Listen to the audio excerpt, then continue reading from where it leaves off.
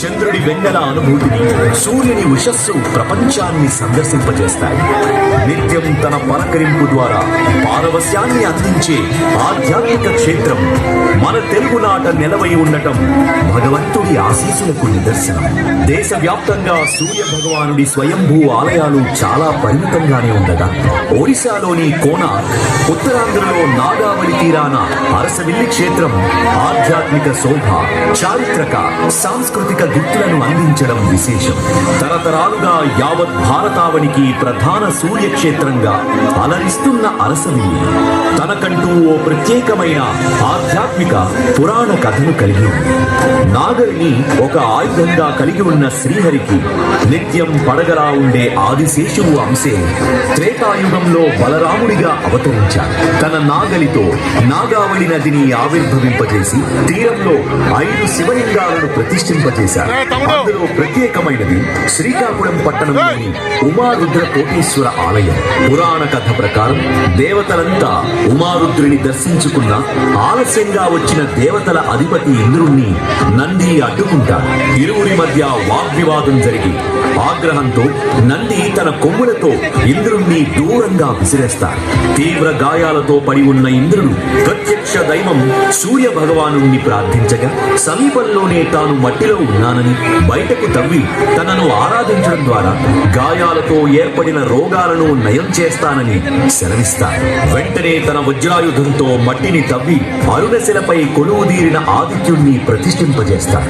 అనంతరం స్వామివారికి చేసిన సేవలకు సంతోషించి ఇంద్రుడి రోగాలను సూర్య భగవానుడు నయం చేస్తాడు. దీంతో దేవతల అధిపతి హర్షం వ్యక్తం చేయడంతో ఈ క్షేత్రానికి హర్షవల్లి అని కాలక్రమంలో అరసవెల్లిగా పేరు వచ్చింది.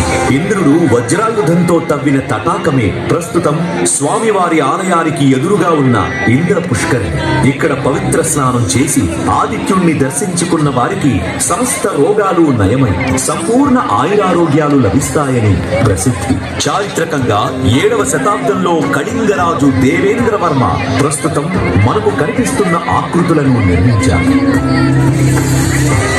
పచ్చని ప్రకృతి, అద్భుత శిల్పకళా సౌందర్యం, నిత్యం వేద పండితుల మంత్రోచ్చారణలతో సూర్య భగవానుడి ఆలయం కళకళలాడుతోంది.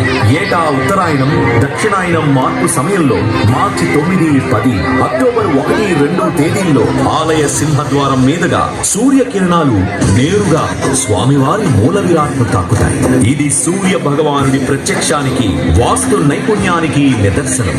ప్రతి దేవాలయ సందర్శనం ఒక ఆధ్యాత్మిక అనుభవాన్ని కలగజేయగా సూర్యనారాయణుడు కొలువైన అరసవిల్లి క్షేత్రం మనకు ఆజన్మాంతం ఒక మధుర జ్ఞాపకంగా మిగులుతుంది. అరసవిల్లి క్షేత్రానికి సమీపంలోనే దశావతారాల్లో 2వదైన కూర్మనాథుడు కొలువైన శ్రీకూర్మ క్షేత్రం కూడా ఉంది. రోజు సూర్యుని చూడగానే మన మనసులో అప్రయత్నంగా స్ఫురించే ఆలయం అరసవిల్లి సూర్యనారాయణ దేవాలయం. ఏటా మాఘశుద్ధ సప్తమి నాడు సూర్య జయంతి సందర్భంగా అరసవిల్లిలో అరుణశిలపై కొలువుదీరిన స్వామివారు వేకువజామున క్షీరాభిషేకం అనంతరం ఉదయం అరుణారుణ కిరణాలపై నిజరూప దర్శనం, సాయంత్రం స్వర్ణాలంకరణలో లక్షలాది మంది భక్తులకు దర్శనమిస్తారు. ఈ రోజు నాడు ఉష, పద్మిని, ఛాయా దేవరుల సమేతంగా 7 గుర్రాల రథంపై లోకానికి వెలుగులు పంచే సూర్య భగవాను దర్శించుకుంటే ఆరోగ్య సమస్యలు నివారణై ఆయురారోగ్యాలు, మోక్ష సాధన ప్రాప్తిస్తుందని ప్రతీతి. రండి, వెలుగుల దైవాన్ని దర్శించుకుందాం, సూర్య భగవానుడి ఆశీస్సులు అందుకుందాం. ఓం నమో సూర్యదేవాయ.